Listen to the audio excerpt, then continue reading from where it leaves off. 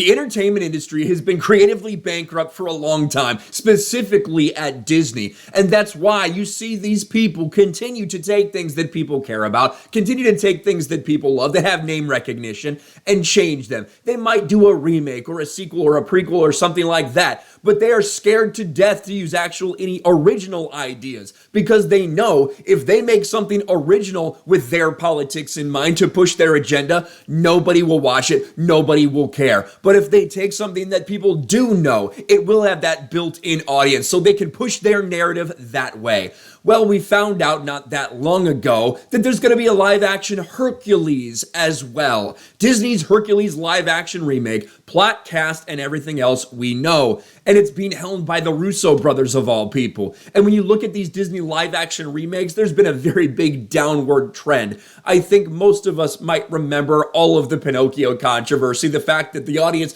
despised it, and even the critics couldn't get behind this garbage. And what do we have coming out next? Oh, that's right, The Little Mermaid. That's going to be interesting with, one of the highest disliked trailers we've seen in history. 3.2 million dislikes compared to 1.2 million upvotes over on YouTube. Well, now we're finding out a little more about Disney's Hercules live-action remake, including the fact that it's going to be a modern twist. Oh, that's what people love to hear, don't they? Well, look at what the Russo brothers said the other day, and you might throw up in your mouth just a little bit. Disney's live-action Hercules will be, quote, more experimental and inspired by TikTok, says producer Joe Russo.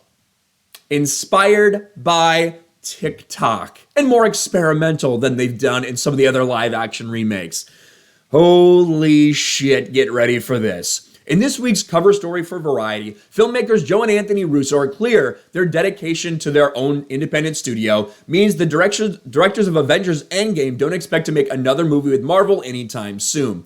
But they have already returned to Disney. Through AGBO, their producing company, they're producing a live-action adaptation of Disney's 1997 animated feature Hercules with Guy Ritchie, who helmed the 2019 Aladdin remake, set to direct. We've got an amazing relationship with them we've built over a decade. I think we have a point of view on how they can stretch the limits of their IP moving forward rather than playing IP management. Whereas many of Disney's recent live-action remakes have been faulted for sticking too closely to the source material. Really? Really? Is that what you're gonna fucking say right now? Is that why Pinocchio was despised? Because it was too close to the source material? Is that why The Little Mermaid is getting so much backlash? Because they were so close to the source material? Just one more time reminder, is this sticking close to the source material for you? Is that why there's some backlash? I'm not quite sure that's the case. Russo says Hercules will be, quote, a little bit more experimental in tone and more experimental in execution. I think they're excited to see what we can bring into it in a way that isn't just a reinterpretation of the animated film. If you're going to do these things, that's what you should be doing. You should be doing something that reminds people exactly of what they loved in the first place if you're doing a live-action remake of this thing. But no, that's not the case. We've seen what they're doing. We've seen with these remakes that what their intention is. It's to make sure that this fits the modern world we live in and all this fucking bullshit. Ritchie's currently working on his own pass of the screenplay from David Callahan. Guy is perfect because he has a penchant for experimentation.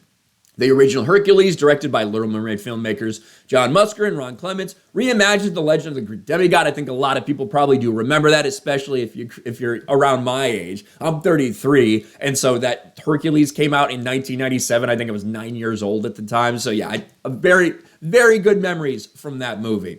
There are questions about how you translate it as a musical. Audiences today have been trained by TikTok, right? What's their expectation of what that musical looks like and feels like now?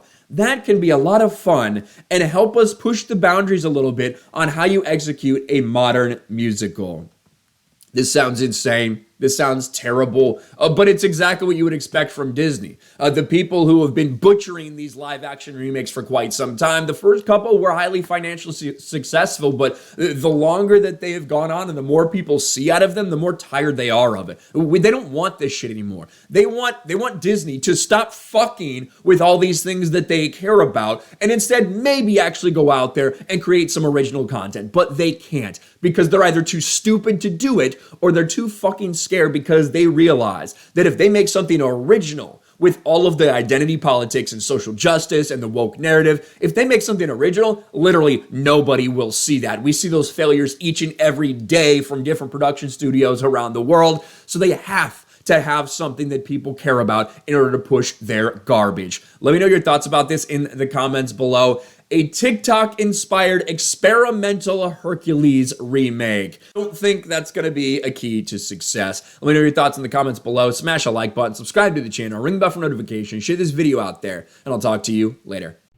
Thanks for watching, everyone, and a huge shout out to my patrons. I appreciate you guys so much. Want to follow me on Twitter or Instagram?